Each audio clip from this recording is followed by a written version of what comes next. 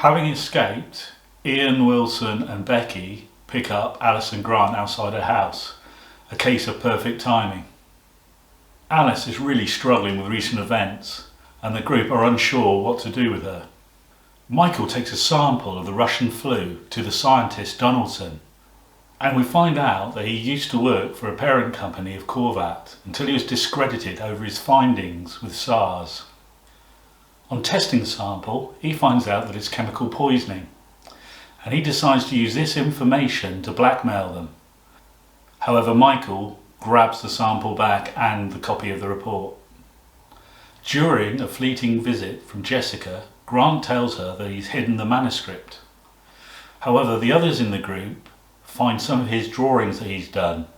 From Grant's drawings, somehow Becky speculates that they might be putting something in everybody's food, and that Corvat might be the vaccine to this, but might only save certain races. This is because Milner had previously said that Carvel's work was race specific. However, she is no longer contactable. The group know after the breakout of flu in the Shetland Islands that everybody will be clamouring for this vaccine. Jessica appears at the house again, and this time she catches Ian, and by gunpoint makes him try to contact Milner again. On contacting her, she tells Ian to say that Jessica is with him.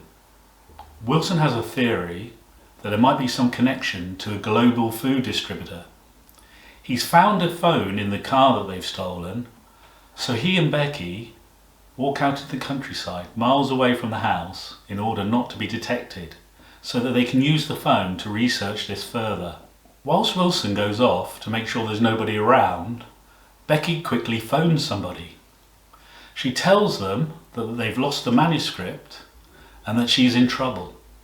Earlier, we had seen Becky taking some medicine, and she only appeared to have one dose left, so maybe it's connected to that in some way, that all of a sudden she's become very desperate.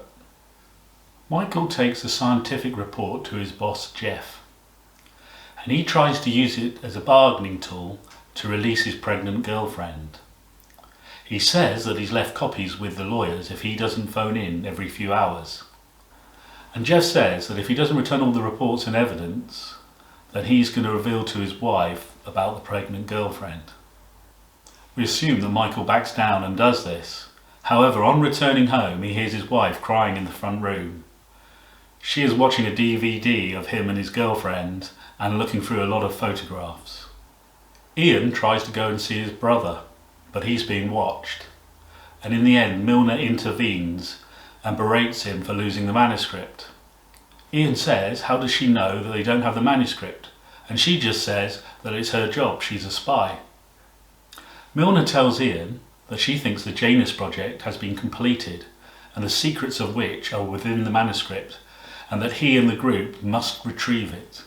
Arby returns the remainder of the manuscript to Sir Conran and the Russian guy. However, he's looked through the manuscript and he's recognised the boy in there to be himself, and this has made him a little bit unstable. He threatens both of them with a gun before going off once again to find Jessica Hyde. Having reviewed their theory about the food distributor, they go to the home of the CEO of that company. They have concluded that the CEO, Mr. Monroe, is actually Mr. Rabbit. When they first arrived there, Monroe actually thought that they were part of the network. And he said, "I've done everything you've asked me to do." He had put GCHN1 into all the foods with the knowledge that it does no harm to humans. And Milner had told them that Mr. Rabbit has got the Japanese symbol carved out onto his stomach after being tortured. So they lift up Monroe's shirt, but there's nothing there. In a bizarre trail of events, Alice ends up watching over Monroe with a gun. Whilst they go to answer the door, you hear a loud bang, and Alice has shot Monroe because she blames him for the death of her mother. Quickly, the others open the door and grab the person inside. It turns out to be the Russian guy, whose name is Teller, and he'd been told by Sir Conran to go and test the flu vaccine. So he must have been on the way to Monroe's flat to test it on him. In this episode, everybody's beginning to lose it a little bit. Becky's running out of medication, Ian goes to see his brother, Alice shoots somebody, Wilson finds out his father's dead, and even Arby's beginning to become more unstable by the second, if that's possible.